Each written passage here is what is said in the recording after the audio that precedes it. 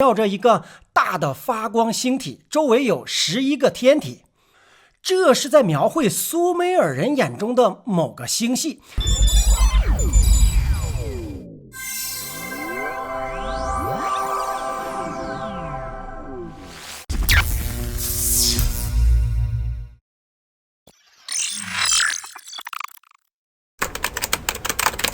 Hello， 大家好，这里是飘飘飘哥。今天我们来聊一聊尼比鲁。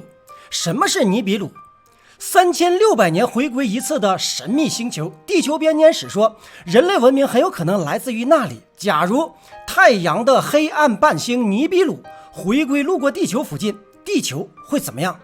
那么会提升、会灭世，还是会出现其他的问题？有这样的假说，说是人类是外星人创造的。这个假说和神创论、演化论一样的牛叉，许多人相信这一点。而地球本身是尼比鲁星碰撞而成的吗？尼比鲁再一次回归将会再一次的发生地球大灾难吗？我们就来好好的掰扯掰扯。如果提到人类是由外星人创造的，这就不得不提到苏美尔文明。在1894年伊拉克考古中发现，共出土了14块楔形文字。苏美尔位于两河流域，存在于公元前4500年到公元前2000年。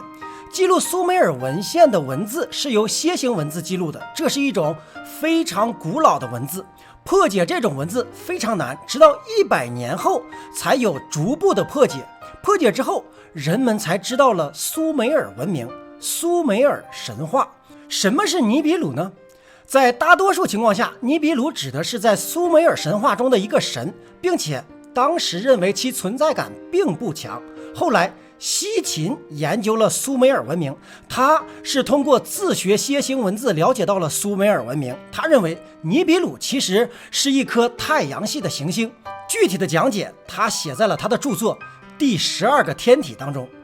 在德国的柏林国家博物馆展放着一个公元前3000年的阿卡德图章，索引号为 VA243。这个图章和苏美尔石碑共同出土，其中最引人注目的是，在它的左上角环绕着一个大的发光星体，周围有11个天体。这是在描绘苏美尔人眼中的某个星系，它是由12个天体组成的。在天体的描绘当中还包括了月亮，月亮神是苏美尔人眼中的非常重要的神明。同时阿努纳奇人也是不得不提的。据西秦研究，是阿努纳奇人创造了人类，而阿努纳奇人也正是来自于尼比鲁星球。这个星球的资源正在不断的枯竭，而他们要拯救星球就必须有大量的黄金。为什么要黄金呢？这是一个很大的问题。那么根据假说推断，最能够有说服力的就是这种金属能够净化射线，也就是说能够净化宇宙中的各种辐射。而尼比鲁这种金属非常的稀少，所以阿努纳奇用他们先进的科技技术在宇宙中寻找含有黄金的星球。经过了漫长的搜索，终于他们在44.5万年前找到了我们现在的家园地球。当时的地球上只有像猛犸象等野生动物，阿努纳奇人就定居在一个叫做美索不达米亚的地方，并建造了一个名叫伊杜的城市。在这个城市当中有一个生产各种水果的果园，这个果园自然也吸引了很多的动物，而这个果园现在就是被我们所称作的伊甸园。他们为了能够更好的开采大量的金矿，于是就奴役了另一个种族，名为伊基吉。伊基吉人由于被多年的强迫劳动而受到巨大的屈辱，终于有一天忍受不了了，开始反抗阿努纳奇人，这引发了地球上的第一次巨大的战争。但是由于力量悬殊，伊基吉人被整个的灭族了。没有了伊基吉人，阿努纳奇就需要新的工人来替代他们干活，于是他们就用自己的基因和地球上的其他的物种进行了结合，而有了许多的新的物种。没错，其中就有了人类。人们开始向阿努纳奇人学习他们说话，学习他们种植，学习他们建造房屋。阿努纳奇慢慢的开始喜欢人类，他们甚至允许人类住在自己的城市，还带他们去参观他们的伊甸园。随着人类的快速的繁衍，导致了城市人口过多和不守规矩，这样许多人就被驱逐出了伊甸园和城市，被流放到了荒原当中。那么地球是由尼比鲁撞击而形成的吗？这个一直是个谜。苏美尔人在数千年前就有这样的记载，就像命运的安排，在一次轨道交汇当中，尼比鲁与利亚马特走得非常的接近，以至于他的一个卫星撞上了利亚马特，将其撞成了两半。较大的一块利亚马特星体以及它的主要的卫星在撞击之后跑到了金星，与火星之间形成了地球的雏形，而另一块则分裂成了无数的小碎块，成为苏美尔人记录当中的锤打成的手环。发现土星时，科学家发现它的轨道不正常，似乎受到某种力量的牵引，所以推测还有其他的行星。直到1982年，一颗神秘天体被发现了。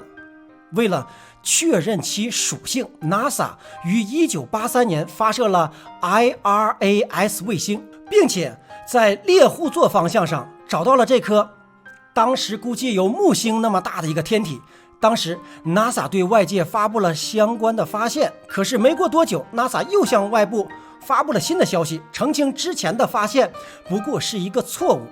然而事实并没有错，事实是他们的事后的澄清才是错误，是他们不想让民众知道这个神秘的星体，原因咱们回头再讲。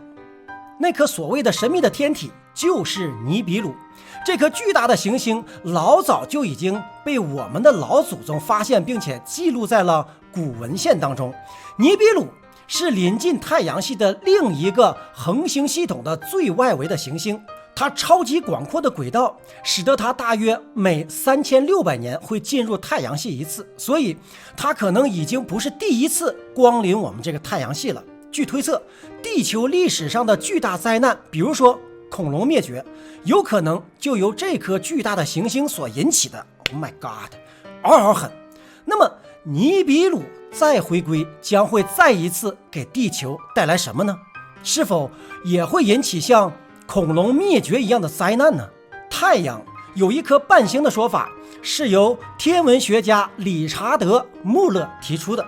有这样的想法很正常，双星以及以上的系统才是宇宙中非常常见的。也就是说，太阳是双子星，就是有2个恒星的交错缠绕，每一个又有自己的恒星系，而尼比鲁就是太阳的姊妹星的行星。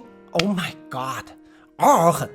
理查德·穆勒发现地球遭遇到的一些大的灭绝性的事件是有一定规律的，每2600万年就会发生一次。比如上一次的白垩纪第3纪灭绝事件就是一颗巨大的小行星撞击地球所引发的，这次事件造成了所有的恐龙的灭绝。理查德·穆勒认为这是太阳的一颗黑暗半星，也可能是一颗红矮星或者是褐矮星。当这颗神秘的黑暗半星靠近太阳系时，引力扰动奥尔特星云当中的彗星，使成百上千甚至上百万的彗星开始散落于各处，包括冲向地球。这种彗星大散落使得上百万的天体轨道发生了变化，进入太阳系，碰撞地球，而造成生物的大灭绝。这颗半星用希腊神话中的复仇女神的名字涅墨西斯命名。那么很多人认为这一颗星就是尼比鲁星，但是也存在着反对意见。理查德·穆勒根据一些来源于奥尔特星云的长周期彗星的运行轨迹，计算出了这颗半星的可能轨道。远日点大约在3光年外，近日点大约在1光年的一个狭长轨道当中，目前可能运行到了1到1.5光年处，也就是说极其临近，也极其危险。但是根据这些年的天文搜索，并没有发现一颗这样的半星，许多科学家认为这颗半星并不存在，也就是说科学到目前还测不出来。当然双星系统在宇宙中是很常见的，有关数据推测，至少银河系内的双星系统和单星系统数量是相当的，其中一些是物理双星，一些是光学双星。全天除了太阳外最亮的恒星是天狼星，是双星系统。现阶段的北极星是三星系统，距离我们最近的比邻星也是三星系统。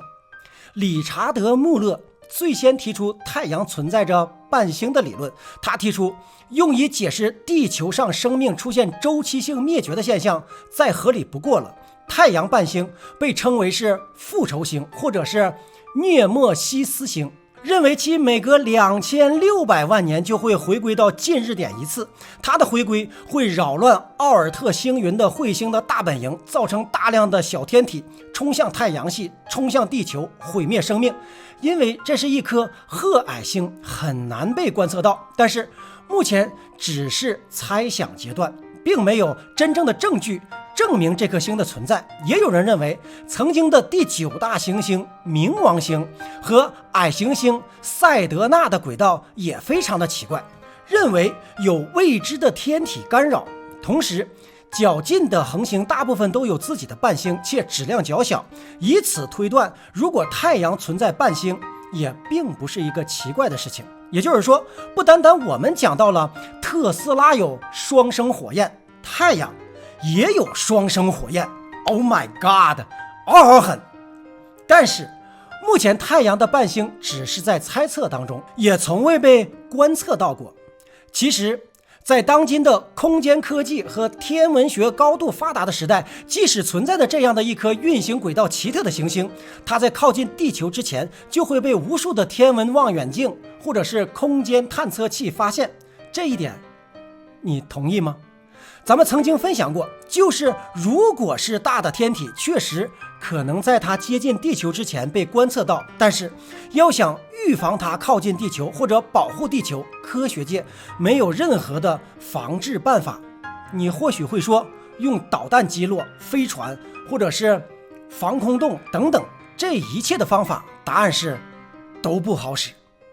所以如果像楔形文字记录的那样，如果尼比鲁回归导致带有尾巴的星体从奥尔特星云散撞地球，那么结果也只有一个，那就是灭世。关于这种尼比鲁的回归灭世的说法，你怎么看呢？